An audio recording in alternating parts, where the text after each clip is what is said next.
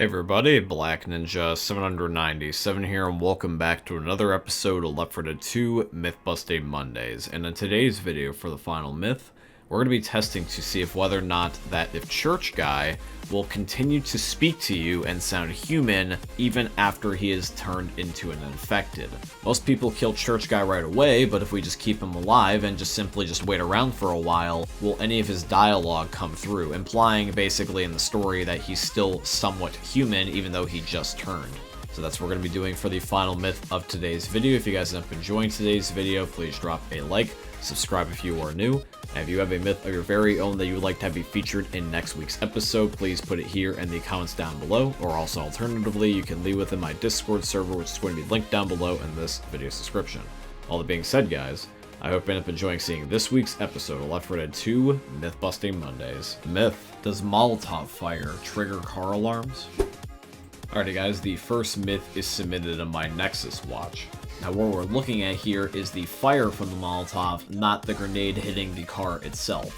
If we look at just the fire, it does not set off the car alarm. It will only set off the car alarm if the grenade makes impact with the car itself, meaning that the first myth is busted. The fire from the Molotov is not enough to set off the car alarm. Myth: in versus, will a tank on fire be extinguished if control goes to the next player? Alrighty guys, the second myth is submitted in my Nutcake. Now while trying to test this myth, we found something interesting. The bar in which pops up on the left hand side of the screen when you're about to lose control of the tank, it will actually just flat out go away when the tank becomes on fire. So, I'm assuming what's happening here is that the game knows that the tank is about to die, and therefore is not going to just give the tank to the next player because it would be unfair, because they would just immediately die the moment that they become the tank. Meaning that the myth is going to be busted. The tank will not end up being extinguished when you end up switching player control, because what happens is that the ability to switch to another player just flat out goes away when you become on fire in the first place. Myth: can you see the No Mercy spawn from the top of the hospital rooftops? Alrighty guys, the third myth is submitted in by Not On My Level / A True Winner 1. Now since you're asking if whether or not you can see the apartment from the No Mercy rooftops, I'm going to say no, because it's way too hard to be able to tell what the heck is that far out, even with zooming in on a sniper scope. The only way you can really tell the detail of what building you're exactly looking at is by no-clipping over there, and even then, that's still not exactly the easiest thing to do, because once you get to a certain distance, you're no longer in No Mercy. You are sent to the back rooms, and you end up getting stuck in a void. Even if we found something that does look like the spawn apartment building, it's so blurry and not clear enough that I have no way to prove any claims I make, so I'm going to say that the myth is busted. Myth: can you get into the Hard Rain Chapter 4 safe room early in Chapter 1? So the safe room I'm referring to is this one, guys, the one that's only covered by this wooden plank that you can see in Chapter 1. I'm just going to take the Dan approach, and I'm going to give myself a grenade launcher and spawn in a whole bunch of explosives and just see if whether or not I can blow the piece of wood down. Seems simple enough, right? Alright, so here we go. We're going to be spawning in a little bit of everything. There is the jerry can, there is the propane tank, there is the oxygen tank. I've got my grenade launcher on standby. Ignore the fact that I accidentally spawned in 2 Nonchonskis, and I even add fireworks for some pizzazz.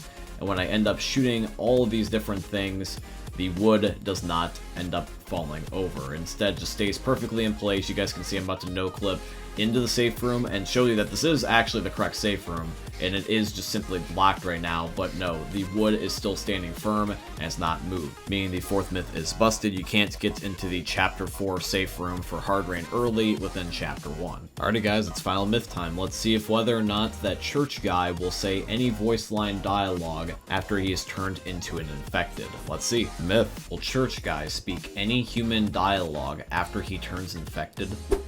Alrighty guys, and then the last myth is submitted in by Dan. Alright, so we are at the church and we are waiting for Church Guy to fully turn into an infected. I've got dialogue on, so this is much easier to see what's exactly taking place. Now you guys can see that he is turning into the infected now, but when he ends up turning into infected here, he's still technically human up until we open the door, and then when we open the door, he's finally going to become either a hunter, a smoker, or a boomer like he always does. And in this case, he ends up becoming a hunter specifically. Now, at this point, most people would just end up killing Church Guy and then ending the chapter just to get it over with, but I'm really curious, what happens if we just let him linger? Is the game still going to acknowledge that this special infected is different and is still technically Church Guy and just let his dialogue play like any other random character in the game? Now, he did do this multiple different times, and here's the thing is that there was interesting moments where the dialogue was already playing, and when we would open the door, the special infected would then spawn in, which it makes it look like technically that Church Guy is still speaking while he's infected, but I don't count that because the voice line was already playing before we had opened the door, and it was just instead finishing. What we're hoping to achieve here is to get a situation that looks like something Easter egg-like, where it's like, hey, this special infected is a guy that just became infected, and if you wait around long enough, he will eventually say a word, something, any sort of dialogue. And I was just waiting and waiting and waiting and waiting, and nothing ever ended up happening. I held out hope in case that there was just something there, something like a little tiny glitch or secret. But I realized that what it is that we're just at the very best going to get the dialogue starting and then opening the door at the right timing and having the voice line still being yet to finish as he's coming out and make it look like he's talking that way. But I don't count that, like I said, because you know that we're just using that as a cop-out answer, saying, look, it looks like he's talking, but I want him to, like, actually be talking, you know what I'm saying, for me to confirm this. But since he didn't do that, I'm going to label the myth as busted. I think by the time that he fully turns and comes out of the safe room door, he's not going to be even remotely human anymore, and therefore it's too late. Alrighty guys, but that is it here for today's video, and I do truly hope you guys ended up enjoying it. If you did, please consider dropping a like, comment, subscribe, follow, and all that beautiful stuff. And if you guys have a myth of your very own that you would like to have be featured in next week's episode, please by all means leave it here in the comments down below. Or also alternatively, you can leave within my Discord server, which is going to be linked down below in this video's description. As we wrap up the video, guys, I want to mention two quick things. Number one, I have a second YouTube channel now. It's called Black Ninja 797 Extras. And on this channel, I'm going to be uploading and posting additional content that you would normally not see here on my main channel, such as gameplay walkthroughs and funny moments with my friends. If you guys want to check out the second channel, there is a link down below in this video's description.